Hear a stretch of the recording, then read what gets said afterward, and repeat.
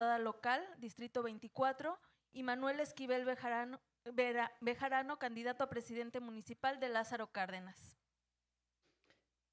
Muy buenos días, muchas gracias por su presencia el día de hoy.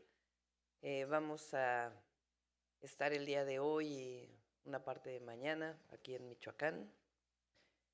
Y después vamos el sábado al Estado de México y el domingo a la Ciudad de México.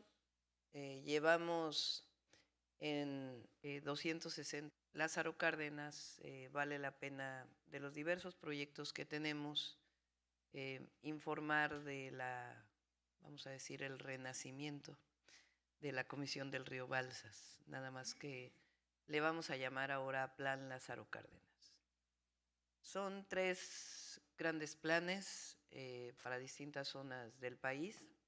Uno es el Plan Campeche, realmente arroz y ganado, son zonas que tienen agua, a hacer el Plan Lázaro Cárdenas. Además, obviamente, de la infraestructura en todo el país y los 22 polos de bienestar que estamos planteando, 12 en el sur-sureste y 10 más en el país, que tienen que ver con el aprovechamiento del tratado con Estados Unidos y la relocalización de las empresas, pero al mismo tiempo de potencial de desarrollo y bienestar. En particular, el plan Lázaro Cárdenas pues incluye lo que son varios estados de la República, como ustedes saben, y el objetivo es potenciar el desarrollo de esta zona a través de obras de infraestructura, pero también inversiones públicas, privadas, que permitan seguir disminuyendo la pobreza desde la Mixteca hasta distintas zonas de esta cuenca tan importante de nuestro país. Eso sería en principio la información y contestamos sus preguntas. Damos inicio. Respecto al salario hoy día de los trabajadores mineros aquí en el estado de Michoacán, ¿tiene alguna propuesta específica para aumentar sus ingresos, situación de seguridad que se sigue viviendo en la zona de Apatzingán, Michoacán? ¿Cómo planea garantizar la seguridad de las y los ciudadanos? Y particularmente su salario. Al aumentar el salario mínimo, mantener un aumento en el salario mínimo impulsa el salario medio en nuestro país. Así se demostró estos 6 años. Aumentó en 113% el salario mínimo, en la frontera en 300%, y el salario medio, es decir, el promedio de todos los salarios de los pesos, poco más de 17,000 pesos. Entonces, evidentemente, al establecer un aumento permanente del salario mínimo por encima de la inflación, nuestro objetivo con el salario mínimo es que en el sexenio podamos llegar a 2.5 canastas básicas, lo cual permitiría todavía una reducción mayor de la pobreza. Y esto con el presidente de nuestro país, si ustedes ven las decisiones fundamentales de política económica y del mundo laboral, han sido tomadas la mayoría de ellas, la básica, entre empresarios y sindicatos, trabajadores, de tal manera que sigamos avanzando para beneficio de las y los trabajadores y del pueblo de México. Por otro lado, nosotros tenemos una estrategia para avanzar en la seguridad y la paz en el país. En el mediano plazo es darle acceso a los derechos a los jóvenes, el derecho a la educación, el derecho a la salud, el derecho a la vivienda, el derecho al empleo con buenos salarios, los grandes derechos. Y vamos a desarrollar, además de Jóvenes Construyendo el Futuro, un programa que llamamos Jóvenes Unen a México, que está sustentado en un proyecto que iniciamos en la Ciudad de México que se llamaba Jóvenes Unen al Barrio, en donde se interviene en ciertas zonas del país, incorporando a los jóvenes a actividades culturales, deportivas, con un apoyo mensual que les permita orientar su vida a identidades distintas, porque los jóvenes que se acercan a la delincuencia no solo es por un asunto económico, sino también de perspectiva hacia futuro, que en realidad no lo es cuando se acercan a la delincuencia. No es una perspectiva de vida, es una perspectiva de muerte. Pero nosotros tenemos que ofrecer opciones y acceso a derechos. Y por otro lado, avanzar en la cero impunidad. ¿Qué quiere decir eso? Que delito que se cometa, delito que tiene que ser sancionado.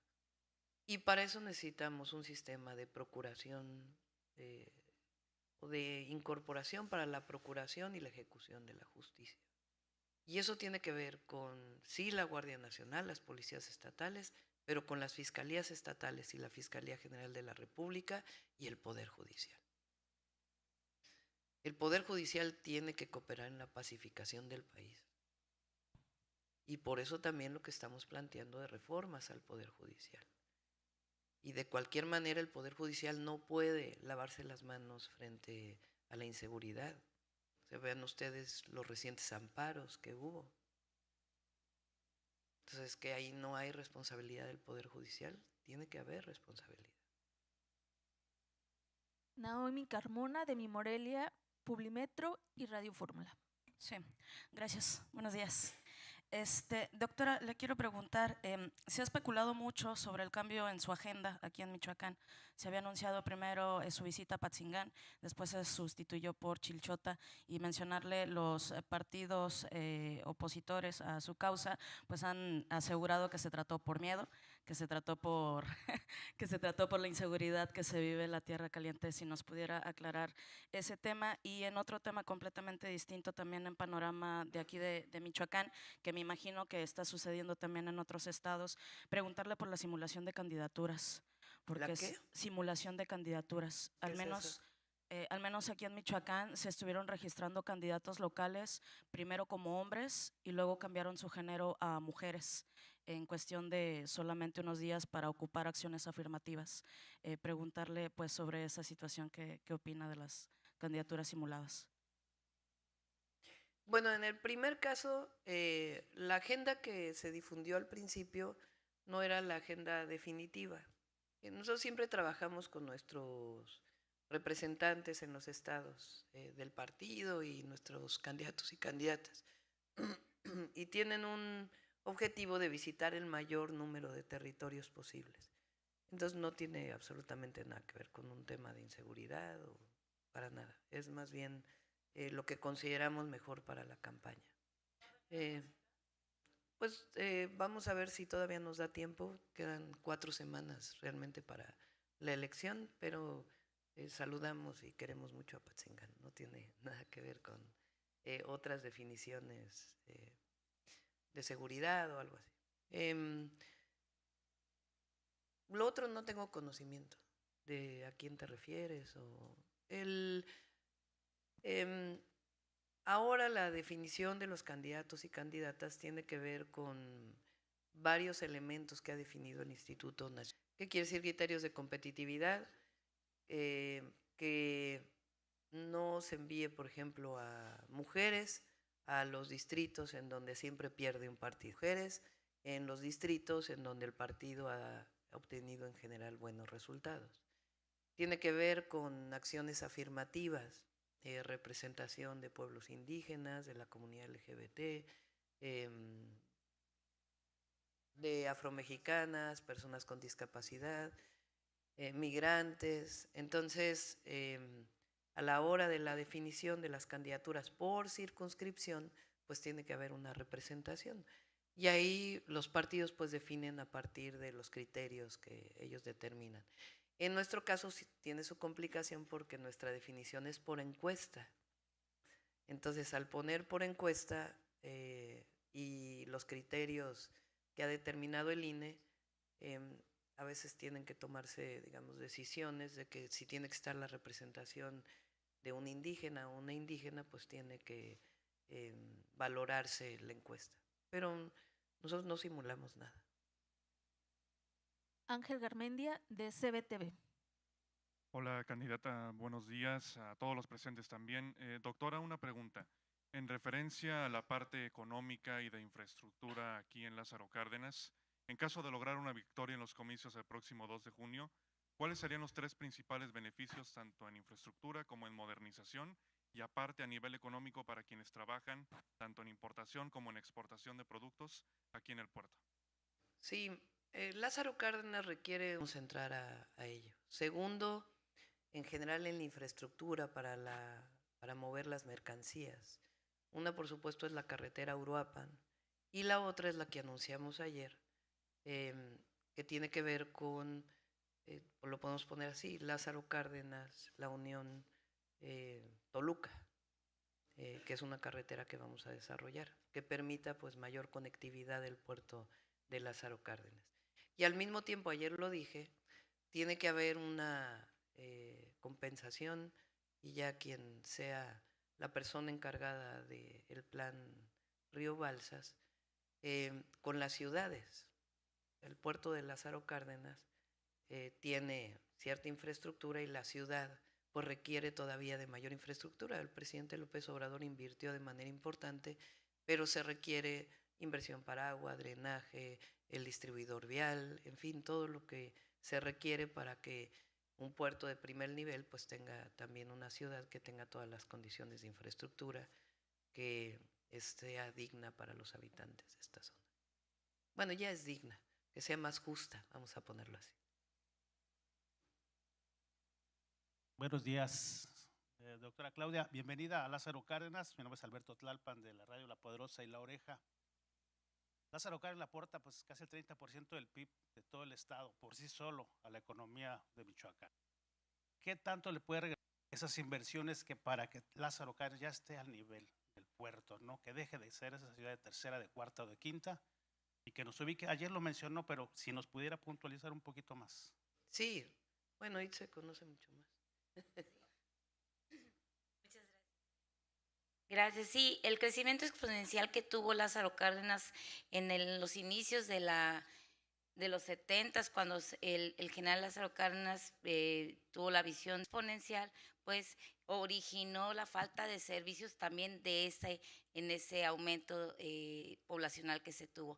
Plantas potabilizadoras están obsoletas, la mayoría nada más tenemos una que trabaja en un 30%, los drenajes son de hace 70 años también, entonces creo que el puerto ha crecido, el puerto tiene poco menos de 50 años, pero también el crecimiento del puerto pues también todavía originó esta carga y el crecimiento desmedido en viviendas, en servicios, y creo que sí hace falta poner un poquito de atención en estos temas. Cuando vino el presidente vio la discrepancia entre puerto y ciudad y es la primera vez con este presidente que una administración dentro de la ciudad. Creo que hay un poco de justicia, pues va a continuar por lo que veo. Muchas gracias. Carlos Navarro, del Heraldo de México. Buenos días a todas y todos. Doctora, hoy en el Heraldo de México se publica una encuesta que, a diferencia de otra encuesta publicada hace unos días, le da casi una ventaja de 30 puntos con su más cercana perseguidora. ¿Considera usted que esta diferencia ya es irreversible? ¿Este arroz ya se coció, doctora? Tenemos todavía el 2 de junio para mostrar esta diferencia, pero claramente hay una decisión tomada por el pueblo de México.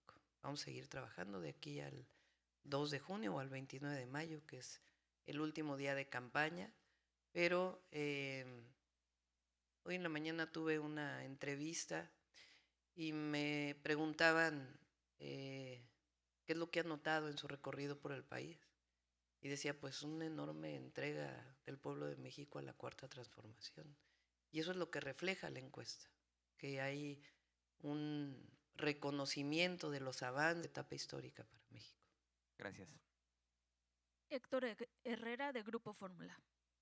Gracias, buen día, doctora. Buen día. Quisiera hacerle 3 preguntas, que vamos una por una. La primera es insistir en este tema de la inseguridad. Usted recorre estos días 3 estados que se han visto pues azotados por la violencia durante los últimos tiempos y no se podría explicar, usted bien lo sabe, esta violencia y esta inseguridad sin la connivencia de autoridades con crimen organizado. ¿Cree que estas medidas que usted propone, cero impunidad, la reforma del Poder Judicial, podría atacar de fondo este problema que es serio, no solo en estos estados, sino en otros? Bueno, habría que ver en qué lugares está esto que usted menciona, ¿eh? Porque Siempre hay que tener pues las pruebas para poder mencionar esta colusión. Yo tuve la experiencia de la Ciudad de México, que por cierto, por la pregunta de ayer también, ayer se mostró que esta noticia que fue de primera plana de que supuestamente se había encontrado un crematorio en la Ciudad de México, pues es absolutamente falso. No solamente las credenciales del elector pertenecían a personas vivas, sino también lo único que se encontró fueron algunos huesos de animales. Entonces, y un llamado a que los medios se cercioren de la verdad para poder publicar en primera plana. Bueno, o en segunda plana, o en cualquiera de los espacios informativos. En la Ciudad de México trabajamos en las dos áreas. Uno podría decir, bueno, es que no había delincuencia organizada en la Ciudad de México. No, sí había, y sí hay delincuencia organizada. El tema es que se ha reducido muchísimo su participación. Y en la ciudad, cuando lo que logramos es ir disminuyendo la impunidad. Si hay un homicidio, independientemente de cuál sea la causa del homicidio, tiene que haber una detención, tiene que haber justicia. Entonces, hacia allá queremos seguir avanzando. Si ustedes se fijan, el presidente, cada 15 días que tiene su informe del Gabinete de Seguridad, habla en su primera sección de cero impunidad. Y ese es el objetivo, que delito que se cometa, sea del fuero común, sea del fuero federal o delito de cuello blanco, pues haya cero impunidad. Entonces, hacia allá vamos a avanzar. Nosotros en la ciudad tuvimos atención a las causas. Yo estimo que nosotros sacamos 11,000 jóvenes con el programa Jóvenes Unen al Barrio, que dirigió una compañera que ahora está en ayudantía, Beatriz Olivares, y con ello hicimos, para darles un ejemplo, iniciamos con un programa que se llama Barrio Adentro. Barrio Adentro, el objetivo es que en las zonas, que en las zonas de la ciudad todavía sigue funcionando, en donde hay no solo más delitos reportados, sino el cruce de distintos indicadores, como por ejemplo familias que tienen a uno de sus miembros privados de la libertad. Ahí interveníamos, tocando casa por casa. Y a cada familia le dábamos una salida distinta dependiendo de su problemática. Si la madre necesitaba trabajo, se le daba trabajos. Y se iba, si el joven necesitaba escuela, se le llevaba a la escuela.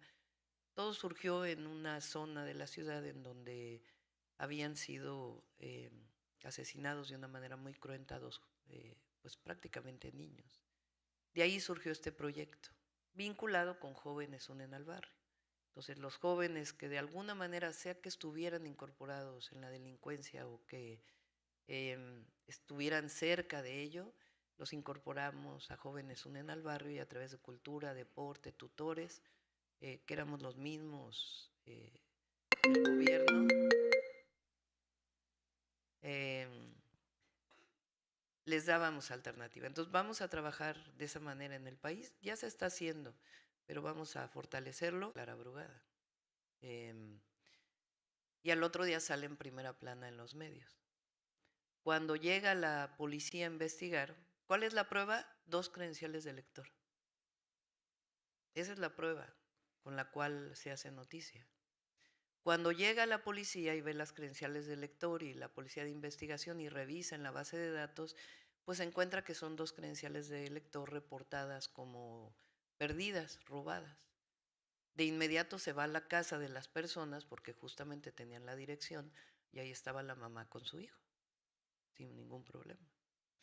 Y además, cuando hacen pues una primera revisión, lo que encuentran son algunos huesos que pertenecen a un canino.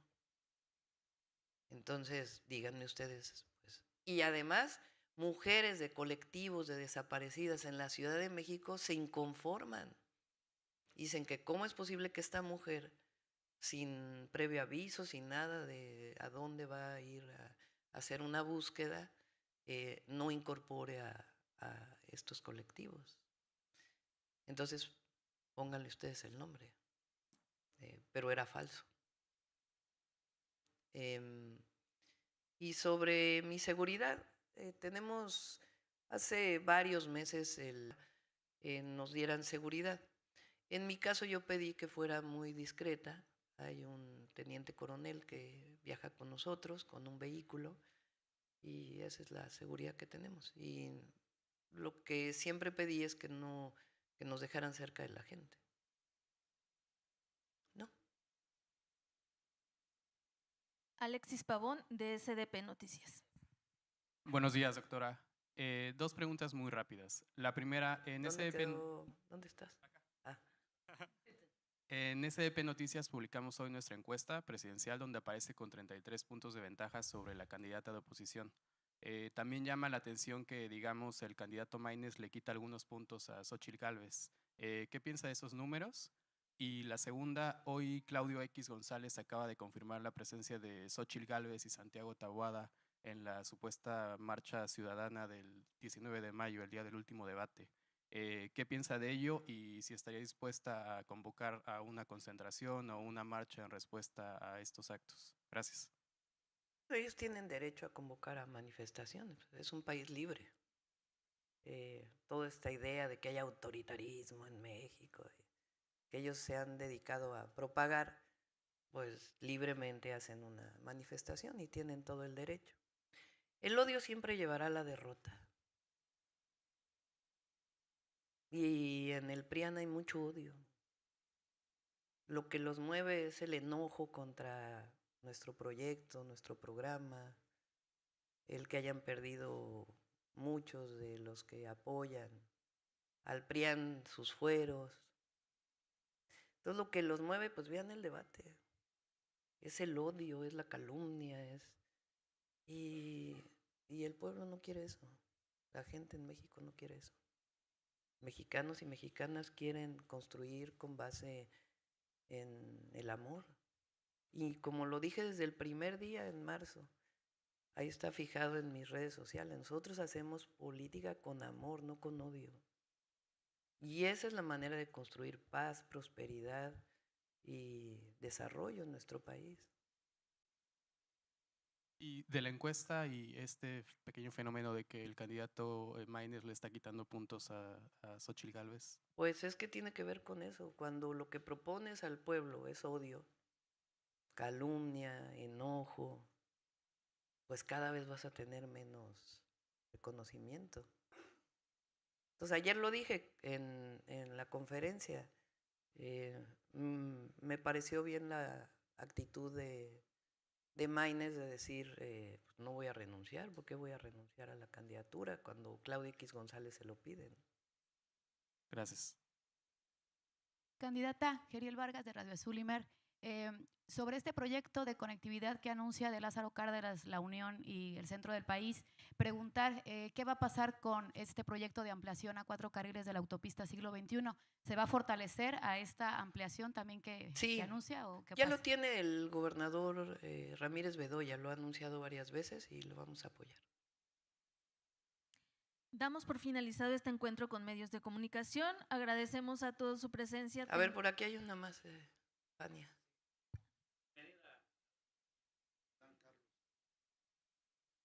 Sí, yo me gustaría hacer dos preguntas.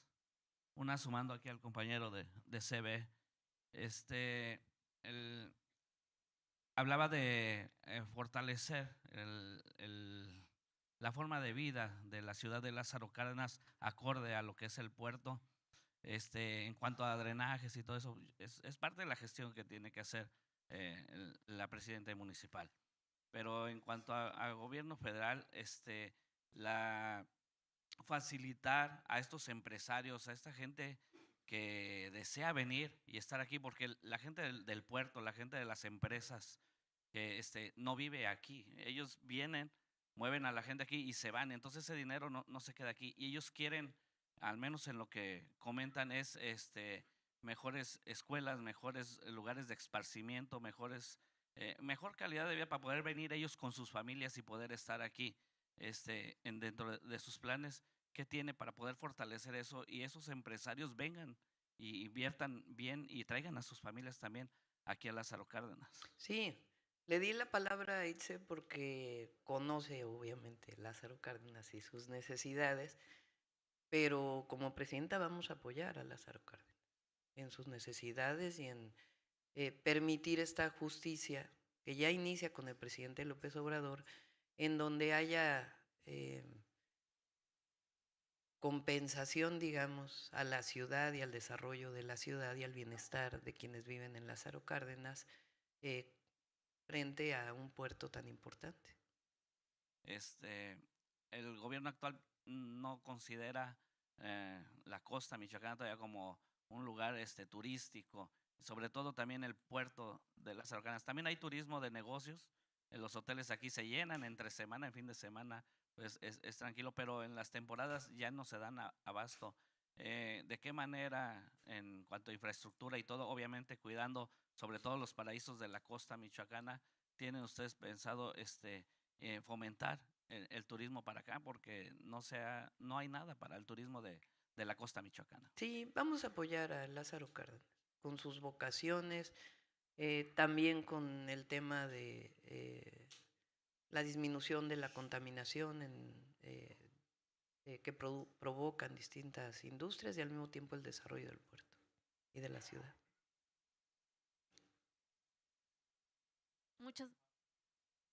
Ya la última.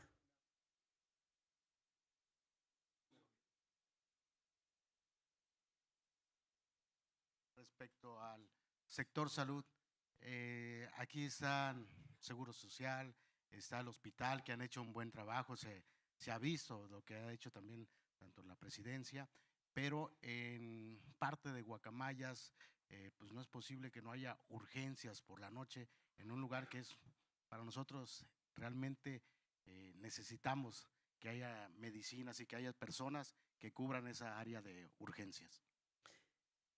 Hay dos temas importantes y se van a ir solventando. Y es importante que lo conozca la población. Durante 36 años se cerraron las escuelas de medicina y enfermería. Esta idea de la excelencia académica, se pensaba que la excelencia académica estaba asociada a reducir el ingreso, con supuestos exámenes de admisión cada vez más difíciles, cuando en realidad lo que hicieron fue cerrar los espacios. Y eso provocó que no hubiera médicos especialistas en nuestro país. Ahora se ha duplicado con el presidente López Obrador el número de médicos generales que después van a una especialidad y las becas a los médicos generales. Entonces vamos a ir solventando para que haya médicos especialistas en todas las áreas durante las 24 horas del día, como debe ser. Pero entre otras cosas es producto de que no hay suficientes médicos especialistas en nuestro país por 36 años. Estamos hablando de generaciones de médicos que podrían haber solventado. ¿Y cuál era el objetivo? Privatizar el servicio de salud. Entonces, ahora hay un modelo distinto y vamos a ir avanzando en el IMSS, en el ISSSTE y en el IMSS Bienestar para hacer de nuestro sistema de salud un sistema en donde en todos lados pueda haber acceso a la salud, de la prevención hasta la enfermedad más compleja.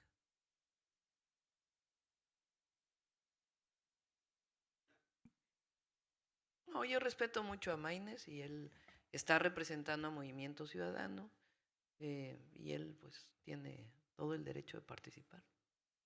Muchas gracias a todos. Gracias. Ahora sí ya terminamos. Excelente día a todos.